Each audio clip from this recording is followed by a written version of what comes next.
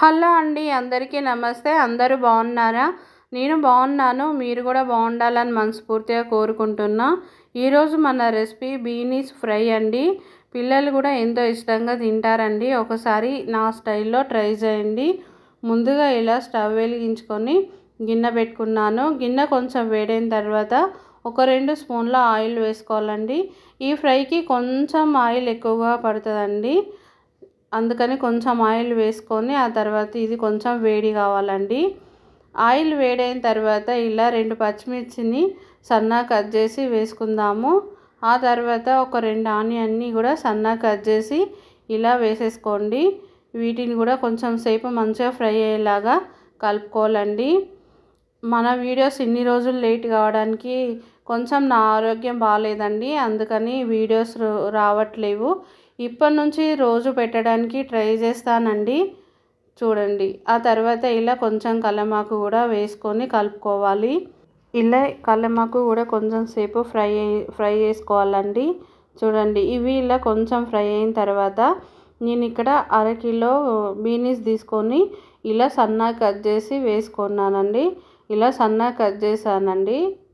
లేదు అంటే పొడుగుగా కూడా కట్ చేసుకోవచ్చు. కానీ పిల్లలు ఇలా అయితే తింటారని నేను ఇలా చిన్నగా కట్ చేశానండి. ఎందుకంటే పెద్ద కట్ చేసామంటే వేరి పక్కకు పెడతారు. అలా కాకుండా ఇలా చిన్నగా కట్ చేసామంటే మంచిగా తినేస్తారని ఇలా సన్నగా కట్ చేశానండి. ఆ తర్వాత వీటిని మంచిగా కడిగి ఒక 2 సార్లు కడుక్కొని ఇలా వేసేసుకున్న తర్వాత ఒక స్పూను సాల్ట్ వేసుకొని ఇప్పుడు మంచిగా ఫ్రై అయ్యేలాగా కలుపుకోవాలండి. కాసేపు వీటిని మూత పెట్టి మంచిగా ఫ్రై చేసుకోవాలండి. చూడండి, బీనీస్కి ఏమి వేయకుండా కాసేపు సాల్ట్ వేసి ఇలా వేయించుకున్నామంటే తొందరగా ఫ్రై అవుతుందండి. తొందరగా ఉడికిపోతుంది కూడా. ఎందుకంటే మనం వాటర్ ఏమి వేయకుండా ఫ్రై చేస్తున్నాం కాబట్టి తొందరగా ఫ్రై అవుతుంది. చూడండి, ఇలా మధ్య మధ్యలో కలుపుకుంటూ ఫ్రై చేసుకోవాలండి. చూసారు కదా?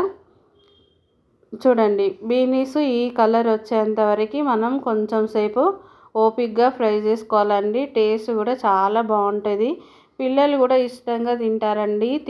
తినని పిల్లలు కూడా ఇష్టంగా తింటారు. ఒకసారి మీరు కూడా ట్రై చేయండి.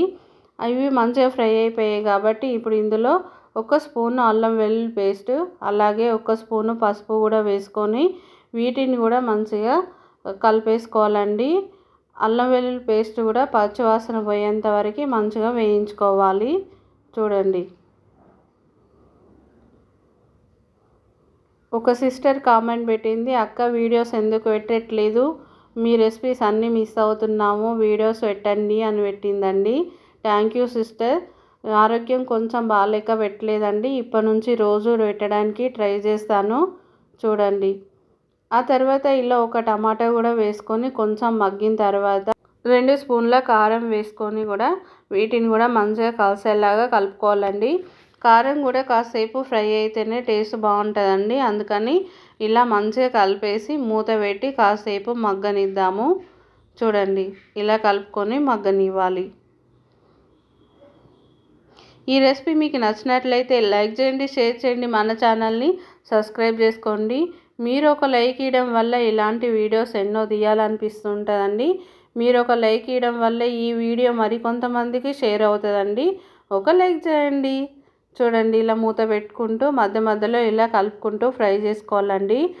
చూడండి, ఇలా ఫ్రై అయిన తర్వాత చూడండి, టమాటా కూడా అంతా కూడా మంచిగా ఫ్రై అయిపోయింది.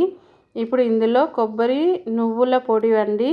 ఈ నువ్వుల పొడి కొబ్బరిది కూడా ఒకసారి చూపిస్తాను ఎలా చేసుకోవాలో. ఇలా వేసేసుకొని కలుపుకోవాలండి. మనం గోరుచిక్కుడు అంటాం కదా, దానికి కూడా ఇలాగే చేసుకుంటే కూడా చాలా బాగుంటుందండి టేస్ట్. ఈ రెసిపీ రొట్టెలకైనా అన్నంలకైనా కూడా చాలా బాగుంటుంది. పిల్లలు కూడా ఇష్టంగా తింటారు. ఒకసారి ట్రై చేయండి. చూడండి, బీనీస్ ఫ్రై రెడీ అండి. చూసారు కదా? మీకు నచ్చితే ఒక లైక్ వేయండి. ఎంత బాగుందో చూడండి. టేస్ట్ కూడా చాలా బాగుంటుంది. ఒకసారి ట్రై చేయండి. మరొక వీడియోలో మళ్ళీ కలుద్దాం. అంతవరకు సెలవు.